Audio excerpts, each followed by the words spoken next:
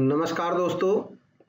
यूपीएचईएससी interview assistant professor खास तौर पे कॉमर्स के बारे में डिस्कस करेंगे। हालांकि बाकी सब्जेक्ट वाले भी देख सकते हैं। इसमें कंप्लीट जानकारी दी जाएगी इंटरव्यू के बारे में। उसके आधार पे आप बेटर स्ट्रेटेजी बना सकते हैं।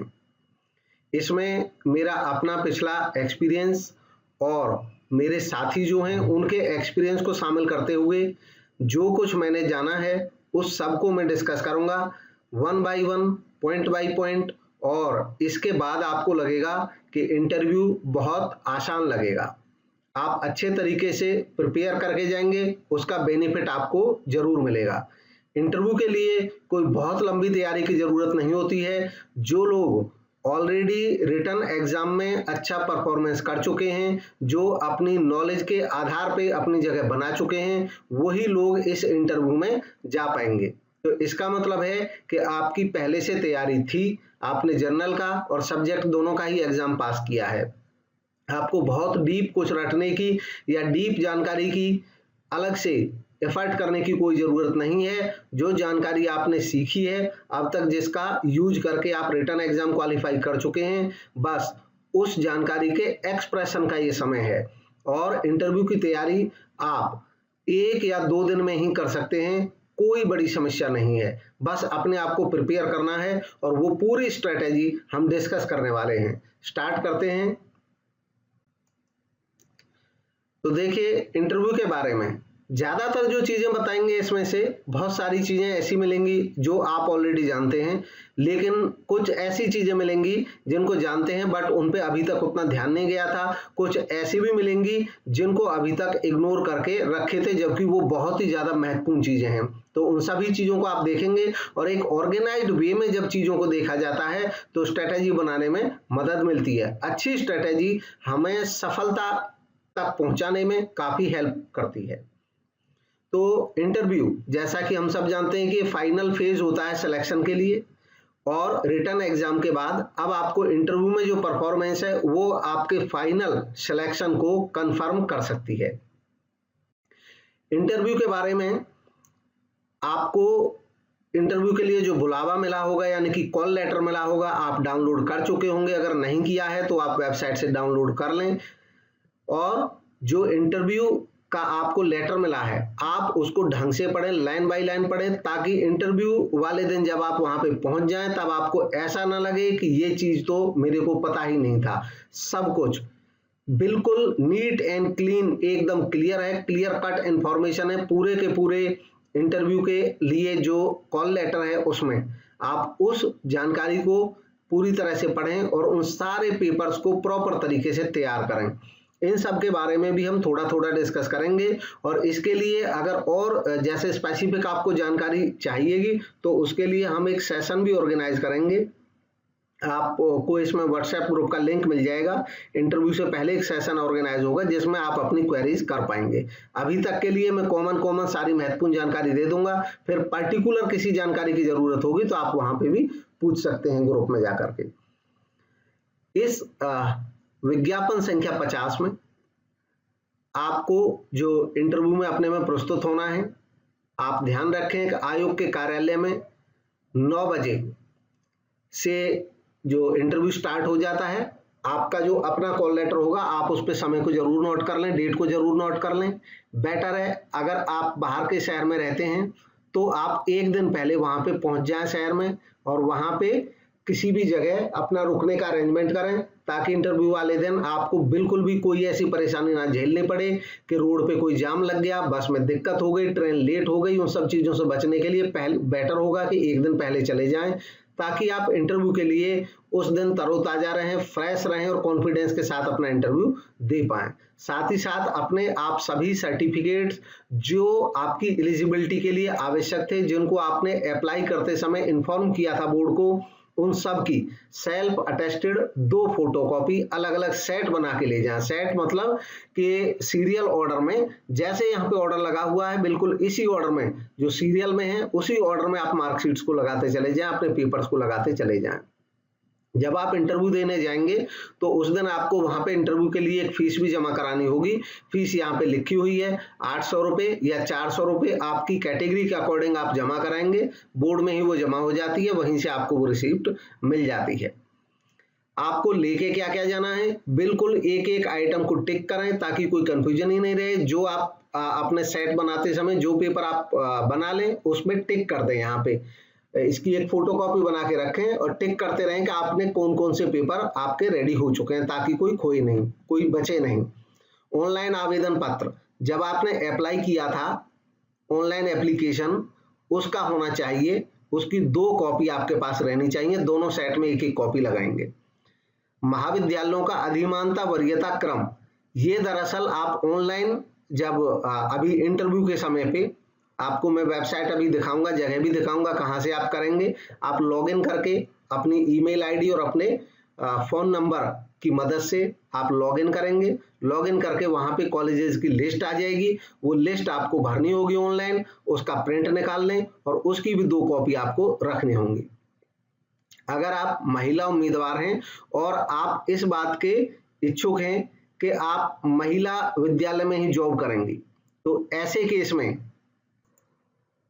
आपको परिशिष्ट 4 में इंफॉर्मेशन देनी होगी। इस परिशिष्ट 4 का परिशिष्ट का भी एक पूरा पेज मैं आपको बता दूंगा कहां से है, या तो आप डाउनलोड कर चुके होंगे और अगर नहीं करे हैं तो जरूर वो पूरा परिशिष्ट डाउनलोड कर लें। जितने भी हैं उनमें देख लें कि आपसे रिलेटेड कौन कौन सा है।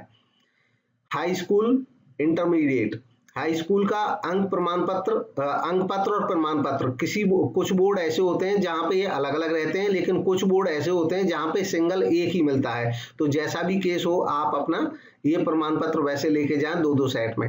हाई स्कूल, इंटर, स्नातक, ग्रेजुएशन, उसके बाद पोस्ट ग्रेजुएशन, अगर आप बीएड हैं तो बीएड का, एलएलबी हैं तो एलएलबी का, जो नहीं है उसको छोड़ते जाएं, जो है उसको आप तैयार करते चलें अपने डॉक्यूमेंट्स में। ठीक ऐसे ही आप पीजी का अपना, और इसके बाद एमएड अगर हैं तो एमएड का जो आपकी क्वालिफिकेशन है उसका आप पेपर जरूर रखें। पीएचडी या डीफिल की जो उपाधि है आपके पास उसको। इसके अलावा आपको परिशिष्ट 6 में ये इंफॉर्मेशन भी देनी जरूरी है। तो परिशिष्ट वाला जो कॉलम है वहां पे ये पता चल जाएगा। उस परिशिष्ट का भी अब हम बताएंगे कहां से आप डाउनलोड कर लेंगे। कर लिया है तो बहुत अच्छी बात है, उसको फिल करके ले जाएं ताकि उस दिन कोई समस्या आए नहीं। इसके बाद नेट स्लेट का जो प्रमाण पत्र है आपकी, उसकी 2 प्रतियां, एमफिल अगर है तो उसकी। इसके अलावा जीआरएफ, एसआरएफ या पीडीएफ अगर आपका चल रहा है तो उसके प्रमाण पत्र की भी 2 प्रतियां। डीलिट, डीएससी, एलएलडी जो भी आपसे रिलेटेड है। अनापत्ति प्रमाण पत्र, अगर आप ऑलरेडी किसी जॉब में हैं, चाहे गवर्नमेंट जॉब में, चाहे स्टेट गवर्नमेंट जॉब में या सेंट्रल गवर्नमेंट की जॉब में, प्राइवेट जॉब में है तो कोई परेशानी नहीं है, लेकिन आप किसी भी तरह की सरकारी जॉब में हैं तो ये मस्ट है आपके लिए, आप इसको बिल्कुल नहीं भूलें, एनओसी जरूर लें। और अगर बाई चांस ऐसी सिचुएशन आ रही है कि एनओसी आपको अभी नहीं मिल रही है तो आप कम से कम अपने डिपार्टमेंट को इन्फॉर्म करके जाएं इंटरव्यू में। ऐसा नहीं चलेगा। पहले कुछ लोग ऐसा करते थे कि एक जगह जॉब बिना बताए दूसरी जगह इंटरव्यू दे करके ज्वाइन कर लेते। अगर ऐसा करोगे तो अब परेशानी में फंस जाएंगे। ऐसे कई केस हुए हैं कि लोग एनपीएस के लिए अप्लाई, क्योंकि पहले भी जहां पे जॉब कर रहे होंगे वहां पे एनपीएस के लिए अप्लाई होगा, दूसरी जगह जाएंगे वहां पे अप्लाई करेंगे, आधार कार्ड से पकड़ में आ जाएगा, समस्या में फंस जाएंगे। मान लो आपका डिपार्टमेंट आपको एनओसी नहीं दे रहा तो कोई दिक्कत नहीं है, आप लेकिन इन्फॉर्म करके जाएंगे। आपके पास प्रूफ होना चाहिए कि आपने अपने डिपार्टमेंट को इन्फॉर्म कर दिया है कि आप इंटरव्यू देने जा रहे हैं। कोई आपको रोक नहीं सकता है, बिल्कुल आप इंटरव्यू दे सकते हैं। एनओसी अभी नहीं दे रहे हैं तो आप वहां पे इंटरव्यू वाले दिन उनको इन्फॉर्म कर लेंगे कि मैं अपने डिपार्टमेंट को इन्फॉर्मेशन दे के आया हूं, ये मेरी एप्लीकेशन है इन्फॉर्मेशन देने की, और उन्होंने एनओसी अभी दी नहीं है, बाद में वो देंगे, उनको देनी ही पड़ेगी। इसके लिए अगर स्पेशल जानकारी की जरूरत होगी तो आप बाद में कांटेक्ट कर लेंगे, उसमें मतलब हम बताएंगे, आपको हेल्प करेंगे जितनी संभव होगी, और आपको डेफिनेटली वो मिलनी ही है। अगर डिपार्टमेंट मना भी करता है तब भी उनको देनी पड़ती है। इसके बाद आपका अगर कोई SC/ST रिजर्वेशन है, ओबीसी, तो उसका भी आपको सर्टिफिकेट बनवाना होगा, और परिशिष्ट 1 या 2 में जैसे है उसी प्रकार से वो बनवाना चाहिए। अगर विकलांग है तो उसका विकलांगता का सर्टिफिकेट, शपथ पत्र, एक परिशिष्ट फाइल, ये सबको भरना होगा। आप जनरल हैं कैसे भी हैं, 2 प्रतियों में ये भरना ही होगा। शपथ पत्र परिशिष्ट फाइल पर जो दिया है। अंतिम शिक्षा संस्थान का चरित्र प्रमाण पत्र की स्व प्रमाणित 2 प्रतियां। आपने लास्ट एजुकेशन जहां से भी ली है वहां का आपके पास करेक्टर सर्टिफिकेट होना ही चाहिए। अगर मान लो आपकी लास्ट जो एजुकेशन है वो प्राइवेट डिग्री है, तो उससे पहले आपने रेगुलर डिग्री जहां से भी प्राप्त की होगी वहां से अपना सर्टिफिकेट, करेक्टर सर्टिफिकेट बनवा लें। इसमें कोई कोताही नहीं बरतें, एक बार जरूर चले जाएं। अक्सर मार्केट में छपा हुआ मिल जाता है आपको ये कैरेक्टर सर्टिफिकेट। और अगर वो भी नहीं है तो कोई भी संस्थान का हेड आपको लेटर हेड पे लिख के दे देगा कि इनका कैरेक्टर हमारे यहाँ पे जब ये पढ़े उस समय पे ठीक था, चाल चलन अच्छा था, जो भी लैंग्वेज होती है वो मान्य होगी, कोई उसमें विशेष समस्या होती नहीं है, बस वो होना चाहिए कैरेक्टर सर्टिफिकेट। 2 संभ्रांत व्यक्तियों द्वारा प्रदत्त चरित्र प्रमाण पत्र, ये भी आपके पास होना चाहिए। संभ्रांत व्यक्तियों में आपके, अगर आप रूरल निवासी हैं तो ग्राम प्रधान, आप शहर में रहते हैं तो काउंसलर, पार्षद, इसके अलावा विधायक या सांसद जो भी आपके अप्रोच में उनसे करा सकते हैं, या किसी गजेटेड ऑफिसर से भी आप बनवा सकते हैं। पासपोर्ट साइज की फोटो आप लेके जाएं, 2 फोटो इसमें मांगे लेकिन आप कुछ ज्यादा ही फोटो अपने पास रख के ले जाएं, 5-6 क्या जरूरत पड़ जाए। ईडब्ल्यूएस अगर हैं तो उसका प्रमाण पत्र आपके पास होना चाहिए। और ये जो उत्तर प्रदेश के निवासी हैं, रिजर्वेशन सारी उन्हीं को मिलती है, बाकियों को नहीं मिलती हैं। अंतिम तिथि से पहले आपने डॉक्टरेट की उपाधि प्राप्त कर ली थी, इस बात का प्रमाण पत्र। मतलब ये है कि आप पीएचडी अगर थे कोई बात नहीं, वो तो डिग्री चाहिएगी। इसके अलावा आपको ये परिशिष्ट 7 में एक प्रमाण पत्र भी बनवा के ले जाना होगा, इसका ध्यान रखें, ये बनाना ही होगा आपका। अब इसके बाद ये सारी जानकारी आपके डॉक्यूमेंट से रिलेटेड पूरी हो चुकी हैं। कुछ महत्वपूर्ण जानकारी दी हुई है, इनको आप पढ़ लेंगे, देख लेंगे। और परिशिष्ट ये 1 to 7 आपको सारे आयोग की वेबसाइट पे मिल जाएंगे। दरअसल आयोग की 2 वेबसाइट हैं जिन पे आपको बराबर बने रहना है इंफॉर्मेशन के लिए। उन वेबसाइट का एड्रेस अभी नेक्स्ट टू नेक्स्ट स्लाइड में हम दिखाएंगे, और आप अगर उन पे विजिट कर रहे हैं तो कोई समस्या नहीं, अगर नहीं कर रहे हैं तो जरूर विजिट करें।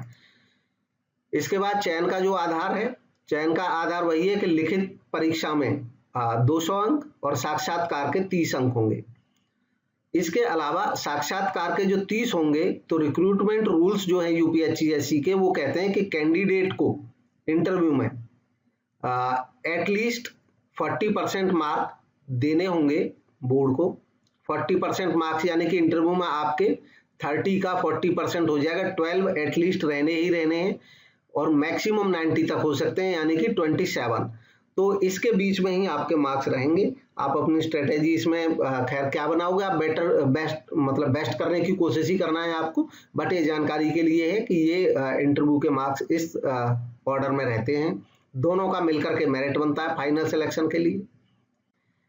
इसके बाद है अब जो वेबसाइट है, एक तो वेबसाइट है साइट upsc.org, तो आप यहाँ से साइट ये ले सकते हैं, या ये वेबसाइट का फर्स्ट पेज है, आप इस पे विजिट जरूर करें। बहुत सारी जानकारी आपको यहाँ से मिलेंगी यूपीएससी से रिलेटेड। कुछ नोटिस यहाँ पे मिलते रहेंगे लास्ट तक आपको, और रिक्रूटमेंट से रिलेटेड नोटिस यहाँ पे मिलते रहेंगे upsc2021.co.in।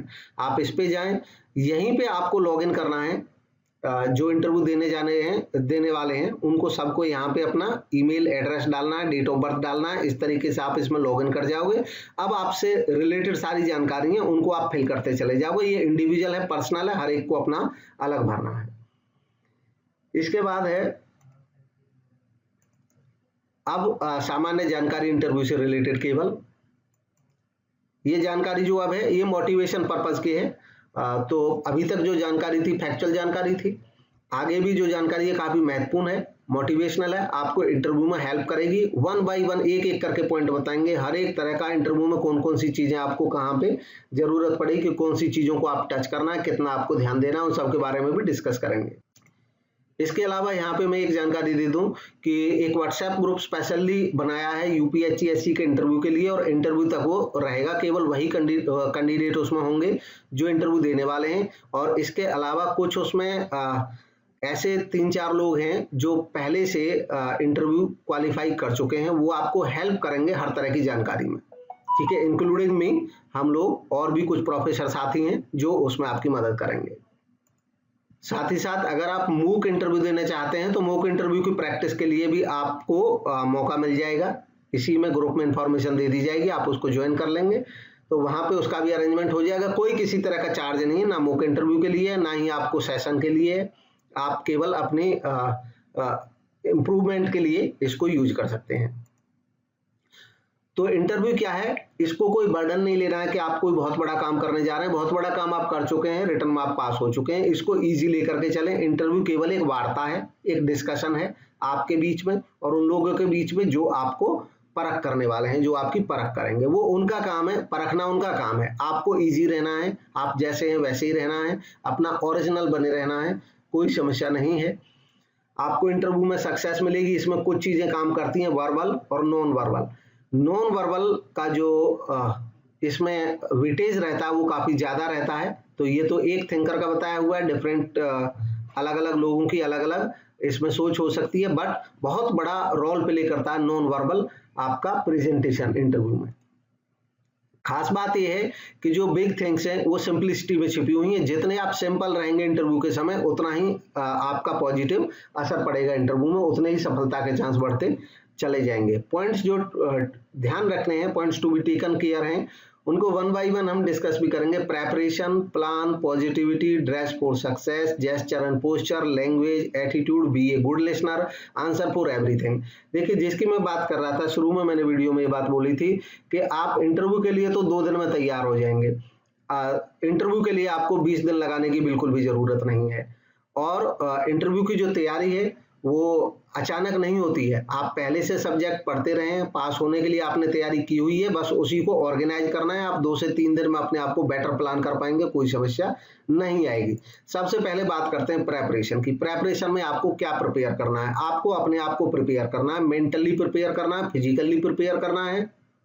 आपको अपने हेल्थ पे ध्यान देना है, खाने पीने पे ध्यान देना है, ताकि कोई बीमारी ना हो जाए, कोई समस्या नहीं हो जाए। और इंटरव्यू के दिन से पहले आपको कोई भी ऐसा जो एक्टिविटी नहीं करनी है जो रिस्की हो सकती है आपके शरीर के लिए। तो इन चीजों का ध्यान रखें ताकि अपने आप को आप तैयार रख सकें।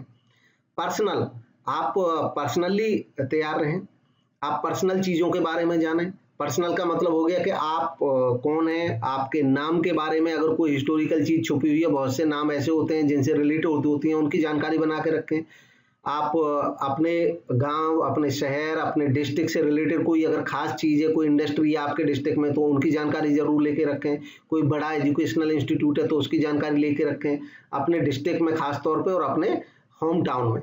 इन चीजों को जरूर ध्यान रखें। अगर ऐसा नहीं कि इनसे सिलेक्शन हो जाएगा, लेकिन अगर नहीं हुआ तो इनका असर बड़ा नेगेटिव पड़ता है। अगर आपके डिस्ट्रिक्ट में कोई बहुत अच्छी इंडस्ट्री है, कोई बहुत अच्छी यूनिवर्सिटी है, लेकिन आपको उसकी जानकारी नहीं है, तो ये नेगेटिव असर पड़ता है। तो उसके बारे में थोड़ी सी जानकारी जरूर जुटाएं, और ये 1-2 घंटे में आप जानकारी जुटा सकते हैं। एक बार ज्यादातर लोगों को पता ही होता है, फिर भी नहीं पता तो अपने शहर के बारे में सर्च कर लें, गूगल पे डालें, बहुत सारी जानकारी आपको मिल जाएंगी। इसके बाद जीके। जीके का मतलब यहाँ पे है कि जो करंट अफेयर्स हैं, तो सब्जेक्ट से रिलेटेड, जैसे हम लोग कॉमर्स के हैं तो कॉमर्स वालों को क्या करना चाहिए, इकोनॉमी और कॉमर्स से जुड़ी न्यूज़पेपर में जितनी भी खबर आती हैं, आप इंटरव्यू से पहले जितना भी संभव हो सके उतने दिन के 2 दिन, 4 दिन, 6 दिन के न्यूज़पेपर को बहुत अच्छे तरीके से पढ़िए, और जो करंट न्यूज आ रही हैं उन पे थोड़ा सा डिटेल में पढ़ लीजिए। क्योंकि ऐसा अक्सर होता है कि इंटरव्यू में जो लोग होते हैं वो करंट के जो आप कॉमर्स के हैं तो कॉमर्स से रिलेटेड कोई न्यूज अगर है तो उसके बारे में आपसे पूछ लेंगे। तो आप उसकी तैयारी करके जाएं तो उसका बहुत अच्छा असर पड़ता है और आपका वेटेज काफी बढ़ जाता है। सब्जेक्ट के बारे में आपकी एक तो जो जनरल जानकारी है वो होनी ही चाहिए बिल्कुल। तो वो ये एक्सपेक्ट किया जाता है कि जब इंटरव्यू में जा रहे हैं, रिटर्न क्वालिफाई किया तो कॉमन जानकारी आपको होंगी ही। फिर भी अगर आपको थोड़ा बहुत डाउट लगता है कि आप कुछ भूल सकते हैं, तो कम से कम कोई भी बुक जिससे आपने तैयारी करी हो उसके जो मेजर टॉपिक्स हैं, बेसिक जानकारी का ना होना बड़ा खतरनाक हो सकता है। कोई बहुत डीप जानकारी है वो आपको नहीं होगी तो वो कोई बड़ी समस्या नहीं है, आप कह दोगे कि मैं भूल गया, आप कह दोगे मेरा इस पे ध्यान नहीं गया। लेकिन बेसिक जानकारी, बेसिक क्या होती है, फॉर एग्जांपल अगर आपसे पूछ ले कि पार्टनरशिप में मैक्सिमम कितने मेंबर होंगे, तो आपको ये बिल्कुल पता होना चाहिए। अगर कॉमर्स वाले को ये पता नहीं होगा तो ये बड़ा नेगेटिव हो जाएगा।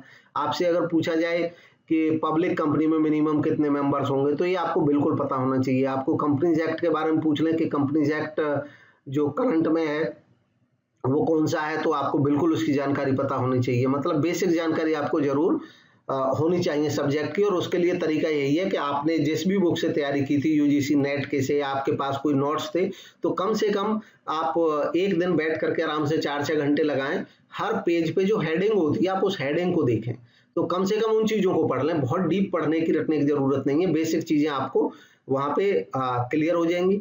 इसके अलावा आप कम से कम एक सब्जेक्ट का एक टॉपिक ऐसा मजबूत करके रखें जिसके लिए अगर आपको इंटरव्यूअर पूछ लें कि भाई आप कोई अपने मतलब आपसे अगर वो अपना टॉपिक पूछते हैं, सबके अपने अपने एरियाज होते हैं, तो ऐसा हो सकता है कि उस टॉपिक को आप नहीं बता पाए, आप कह दें कि मैं इसमें कंफर्टेबल नहीं हूँ, तो नेचुरली वो आपको पूछेंगे कि तब आप किस में कंफर्टेबल हो। तो जब आप बताओगे तो आपके पास ऐसा टॉपिक होना चाहिए जिसमें वाकई में आप इतने कंफर्टेबल हो कि सामने वाले को लगे कि इसको इसमें बहुत अच्छी जानकारी है और वो खुश हो जाए। उसके लिए तरीका है कि आप किसी भी सब्जेक्ट का जो जिसमें आप ज्यादा रुचि रखते हो उसका एक टॉपिक एक बुक से पढ़ें। एक बुक के अलावा आप उसको 1-2 और बुक अगर अवेलेबल है तो उनसे भी पढ़ें सेम टॉपिक को। फिर उसके अलावा उसको गूगल पे सर्च करें तो आपको उस टॉपिक से रिलेटेड नई एडिशनल जानकारी भी मिलेंगी और वाकई में एनरिच हो जाएगा तब आपको का वो टॉपिक। तो इससे क्या होगा कि अगर डिफरेंट टाइप की जानकारी वो पूछने लग गए तो आप वो भी दे पाएंगे। तो ये सब्जेक्ट के लिए आपको करना है। डॉक्यूमेंट्स, आपको अपने डॉक्यूमेंट्स बिल्कुल प्रिपेयर करके रखे हैं, किसी में कोई कोताही नहीं बरतनी है, आपको आलस नहीं करना है कि भी इसको लेने में मेरे समय लगेगा। देखिए अभी सबसे ज्यादा महत्वपूर्ण आपकी इंटरव्यू में तैयारी यही चीज है कि आप हर चीज तैयार करके जाएं। हाँ, फिर भी अगर मान लो कोई चीज ऐसी है कि जिसको आप कर ही नहीं पाए किसी कीमत पर, जैसे मान लो डिग्री है आपको नहीं मिली, अभी यूनिवर्सिटी नहीं दे रही है, आपने राउंड भी लगा लिए, आपने प्रोविजनल ले लिए, तो उसमें कोई ऐसा इश्यू नहीं है। कोई पेपर आपने मेहनत की, कोशिश की, उसके बावजूद अगर रह जाता तो आप बोर्ड में वहां पे वो रिटर्न मांगते हैं आपसे, ऑटोमेटिकली वो कहेंगे कि भाई हमें लिख करके दे दो कि आप इसको जमा कर दोगे 10 दिन में, 20 दिन में, जितना भी वो टाइम दे। तो उसमें भी कोई परेशान नहीं होना है, पहला टाइम ले, उसके बाद अगर दिक्कत होगी तो 2-4 दिन फिर भी बढ़ सकता है, बट आप अपनी तरफ से तैयार करके जाएं सारे डॉक्यूमेंट्स। इमरजेंसी के केस में खाली मैं इसलिए बोल रहा हूँ कि आप उसको हड़बड़ाना नहीं है, घबराना नहीं है, वो कॉपरेट करते हैं वो लोग भी, ऐसी बात नहीं है, काफी कॉपरेट करते हैं जरूरत के समय पे। इसके बाद है प्लान करके चलें आप। प्लान किस बारे में, एक तो टाइम के बारे में प्लान करें कि आपको पहुंचना है तो आप टाइम से पहले पहुंचें, और प्रेजेंटेशन के बारे में प्लान करें। प्रेजेंटेशन आप जब अपना इंटरव्यू देंगे तो उसके लिए आप कम से कम एक डेमोन्स्ट्रेशन जरूर करें, या तो अपने मित्रों के सामने या किसी सीनियर के सामने, और भी कुछ नहीं है, आपके पास कोई तरीका नहीं है तो आप कम से कम अपने घर में शीशे के सामने खड़े हो जाइए और कुछ टॉपिक पे अपने ही क्वेश्चन बनाइए और अपने ही आंसर भी दीजिए। तो आपको कम से कम आपके फेशियल एक्सप्रेशन देख के ये पता चलेगा कि आप कितने कॉन्फिडेंस से बोल रहे हैं, और बहुत सारी चीजें आपको खुद ही पता चल जाएगा, लेकिन ये शीशे में देख के जरूर करें। तो आपको अपने कई दफा बॉडीली मूवमेंट ऐसी होती हैं जो बेटर नहीं होती हैं, जब आप शीशे में देखोगे तो आपको खुद आइडिया हो जाएगा कि इसमें थोड़ी सी सुधार की जरूरत है। इसके बाद पॉजिटिविटी। देखिए पॉजिटिविटी बहुत जरूरी है, इससे आपको कॉन्फिडेंस आएगा और कॉन्फिडेंस आपका मतलब पॉजिटिव रिजल्ट देने में मदद करेगा। तो ये बहुत जरूरी है। ये केवल मेंटल सेटअप होता है आपका कि आप कितने पॉजिटिव हैं, कितने कॉन्फिडेंस के साथ जा रहे हैं। अच्छा, कॉन्फिडेंस में हमेशा बैलेंस होना चाहिए, ना तो ओवर कॉन्फिडेंस अच्छा रहता है, ना लूज कॉन्फिडेंस अच्छा रहता है, दोनों ही नुकसानदायक हो सकते हैं, इसलिए प्रॉपर कॉन्फिडेंस में जाएं आप। Dress for success. देखिए जब हम इंटरव्यू देने जाते हैं तो सामने वाला बंदा हमको देखता है, वो हमारी पर्सनैलिटी को देखता है, और पर्सनैलिटी हमारी जो दिखती है उसका एक बहुत बड़ा फैक्टर हमारी ड्रेसिंग सेंस भी रहती है। हम टीचर का इंटरव्यू देने जा रहे हैं तो हमको टीचर जैसा दिखना भी चाहिए, हमको वैसे सिंपल सोबर कपड़े पहनने चाहिए जिनको देख करके लगे कि भी एक बंदा जेन्युइन है, और दूसरा ये मन से इंटरव्यू देने आया। कई दफे अगर मान लो थोड़ी बहुत हमसे कोई कमी रह गई ड्रेसिंग सेंस में, हमारे शूज अगर वैसे नहीं है जैसे होने चाहिए, फॉर एग्जांपल स्पोर्ट्स शूज नहीं होने चाहिए, पॉलिश वाले शूज होने चाहिए, ऐसा माना जाता है, ठीक है, फॉर्मल कपड़े होने चाहिए, तो कोई बहुत ज्यादा भड़कीले कलर नहीं होने चाहिए, तीखे कलर नहीं होने चाहिए, इन सब चीजों से अवॉइड करना चाहिए। कोई फैशन का आइटम हो वो उसको अवॉइड करना चाहिए, ताकि सामने वालों को ये लगे कि बंदा थोड़ा डेडिकेटेड है, वो मन से आया इंटरव्यू देने के लिए, ऐसा नहीं टाइम पास के लिए आ गया है, घूमने के लिए आ गया है, ऐसा बिल्कुल नहीं लगना चाहिए। इंटरव्यू देते समय उन लोगों को लगे कि ऐसे ही आ गया है। हमारी बातों से कभी ऐसा नहीं लगना चाहिए कि इस बंदे को उतनी जरूरत नहीं है जॉब की, ये तो बस आ गया है, तो ये बहुत बड़ा नकारात्मक हो जाएगा। तो इसलिए अपने आप को ठीक तरीके से प्रेजेंट करें। जेस्चर पोस्चर अपने सही रखें। जेस्चर हमारे बॉडीली मूवमेंट होते हैं और बॉडीली मूवमेंट उनमें कोई हमारे में कोई ऐसी नहीं दिखनी चाहिए कि बंदा हड़बड़ाया हुआ है या जल्दबाजी में है या ओवर कॉन्फिडेंस है। हर चीज का ध्यान रखना है। जेंटल जेस्चर हमारा चाहिए, जेंटल पोस्चर हमारा होना चाहिए। पोस्चर होता है स्टैंडिंग का या स्टैंड का जो तरीका होता है, तो इन पे मतलब वर्क करें, थोड़ा सा उसको बेटर बनाएं। और फिर वही बात, अगर दिक्कत आती है तो किसी सीनियर से थोड़ी सी सलाह लें, राय ले लें उनकी इस बारे में। लैंग्वेज का कोई इशू नहीं है, हिंदी हो इंग्लिश हो डजेंट मैटर, कंफर्टेबल होने चाहिए आप जिस लैंग्वेज में आप उसमें दे सकते हैं, कोई ऐसी समस्या रहती नहीं है। पूछने वाले भी इस बात को समझते हैं कि हम लोग हिंदुस्तान के हैं, तो जरूरी नहीं है कि हमारी बहुत अच्छी इंग्लिश होगी, और इसलिए आपको उससे कंफर्टेबल रहना है। उसमें कोई विशेष समस्या नहीं है, बस कम्युनिकेशन कंफर्टेबल होना चाहिए, आप जवाब दे सकें अपने अच्छे तरीके से। जब वो इंग्लिश में पूछ रहे हैं तो आप इंग्लिश में जवाब दें, जब वो हिंदी में पूछ रहे हैं तो आप हिंदी में जवाब दें। नेक्स्ट है आपका एटीट्यूड। देखिए, एटीट्यूड पॉजिटिव होना चाहिए, ये आपकी पर्सनैलिटी को आपकी पर्सनैलिटी से इम्प्रेसिव लगेगी और इम्प्रेशन अच्छा जाएगा, तो आपकी जो मार्किंग है इंटरव्यू की वो अच्छी रहेगी। पॉजिटिव एटीट्यूड झलकना चाहिए पूरे इंटरव्यू के दौरान, कहीं पे आप नेगेटिव नहीं होने चाहिए। कभी कभी अचानक वो लोग ऐसा क्वेश्चन करते हैं कि आपको थोड़ा सा भ्रम आ जाएगा या आपको लगेगा कि भी मेरे लिए मुश्किल हो गया है, इन्होंने अजीब सा क्वेश्चन पूछ लिया है। नेचुरली सभी तरीके के क्वेश्चन पूछे जाएंगे, अजीब से क्वेश्चन भी होंगे। आपको बिल्कुल कुछ नहीं बन रहा है तो आप ईमानदारी के साथ बता देंगे कि भी मैं समझ नहीं पा रहा हूँ इस बात को, और अपने आप को पॉजिटिव बनाए रखें। ऐसा हो सकता है कि पहले 2-4 क्वेश्चन ऐसे आए कि आप एक का भी जवाब नहीं दे पाओ, तो बिल्कुल भी उसमें आपको परेशान होने की ज़रूरत नहीं है। वो फाइंड आउट कर लेंगे कि आप क्यों जवाब नहीं दे पा रहे हैं। हाँ, आप इतना जरूर रखें कि भाई कुछ बेसिक तैयारी करके जाएं हर तरीके की, ताकि आप कुछ जवाब दे सकें, जिनके बारे में अभी हम डिस्कशन कर रहे हैं। सारे पॉइंट्स को आप देखें। फिर भी इनके अलावा कोई माइंड में आपके में क्वेरी उत्पन्न होती है तो उसके लिए मैं फिर से बता रहा हूँ, इसमें मैं नीचे व्हाट्सएप ग्रुप का लिंक दे दूंगा, आप उस ग्रुप को ज्वाइन कर लें। वहां पे आप अपने क्वेश्चन पुट कर सकते हैं, हम लोग सेशन करेंगे, उसमें 1 बाय 1 आपके जो क्वेरीज होंगी उनका भी जवाब देंगे। इसके बाद अब बी ए गुड लिसनर। आप इंटरव्यू में बैठे हैं, किसी जल्दबाजी में नहीं रहें। जब वो लोग आपसे कुछ कहते हैं तो आपको उसको ढंग से सुनना है, क्योंकि आप गुड लिसनर नहीं होंगे। मतलब जैसे आधा अधूरा क्वेश्चन दिया और आप उनका क्वेश्चन आधा अधूरा हुआ और आप जवाब देने लगे, तो आप अच्छा जवाब दे नहीं पाएंगे। पेशेंस के साथ सुने, अच्छे लिसनर बने, जो बोल रहा है उसकी तरफ देखें, आंखों में आंख मिला के देखें, जेंटलनेस के साथ देखें और फिर जेंटल तरीके से ही अपना आंसर दें। Answer for everything. देखो, ये संभव नहीं होता है कि आप हर चीज का जवाब दे पाएं, ये किसी के भी लिए संभव नहीं है। ऐसा हो सकता है कि आप सब चीजों का जवाब दे दें, मतलब ये डिपेंड करता है सिचुएशन पे। ऐसा हो सकता है कि आप कई चीजों का जवाब नहीं दे पाए, तो ये कोई जरूरी नहीं होता है कि सब चीजों का जवाब दें। आप कंफर्टेबल फील करें, ऑनेस्ट रहें, जिन चीजों के जवाब आते हैं उनका जवाब दें, जवाब देने की कोशिश करें, कहीं पे भी घुमाने की कोशिश नहीं करें। अगर जानकारी नहीं है तो गलत जवाब बिल्कुल भी ना दें, आप स्पष्टता के साथ बता दें। कोई चीज अगर मिस हो रही है तो उसके बारे में बता दें कि मैं थोड़ा सा निजी फील कर रहा हूँ, इसका मैं भूल गया हूँ, मुझे याद नहीं आ रहा है, समस्या हो रही है, तो वो ज्यादा अच्छा रहेगा बजाय इसके कि आप आइडिया से वहां पे जवाब देने लगें। साथ ही साथ अगर मान लो आपको कभी ऐसा लगे, इंटरव्यू में ऐसा होता है कभी कभी कि जो क्वेश्चन पूछा जा रहा है आपको लगे कि ये क्वेश्चन ठीक नहीं है, तो आप उसको बहुत ही जेंटल तरीके से उनको कहें, और इस तरह का बिल्कुल डायरेक्ट जवाब नहीं दें कि आपको क्वेश्चन आपको ठीक नहीं लग रहा है, क्योंकि वो काफ़ी एक्सपीरियंस्ड होते हैं, तजुर्बे वाले होते हैं। रेयर है कि आपको वो गलत पूछें। ऐसा हो सकता है कि हम लोगों को कभी गलत लग जाता है, जैसे किसी एरिया का मान लो मुझे कोई बहुत अच्छी जानकारी नहीं है, तो हो सकता है जब दूसरा कहे तो मुझे वो गलत भी लग जाए, तो ऐसे रिएक्ट नहीं करना है, नहीं तो वो नेगेटिव पड़ जाएगा। आप उनसे क्लैरिटी के साथ बता दें कि सर मैं इसको नहीं समझ पा रहा हूँ, आप अपने बारे में बताएं, तो वो दूसरा क्वेश्चन आपसे पूछेंगे। धीरे धीरे वो आपके इंटरेस्ट के क्वेश्चन पूछने लग जाएंगे, बस वहीं तक आपको ले आना है, फिर आपको अच्छे से जवाब देना है जिन चीज़ों को आप तैयार करके ले जा रहे हैं।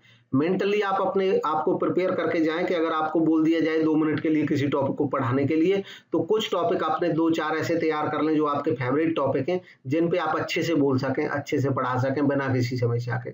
तो ये सब आपको बहुत मदद करने वाला है इंटरव्यू में, और इसी के साथ मेरी बेस्ट विशेस आपको। देखो, अच्छी तैयारी आप करके जाओगे, मतलब आप मेंटली प्रिपेयर होके जाओगे कि आप सक्सेस आपको मिलेगी, तो सक्सेस आपको मिलेगी।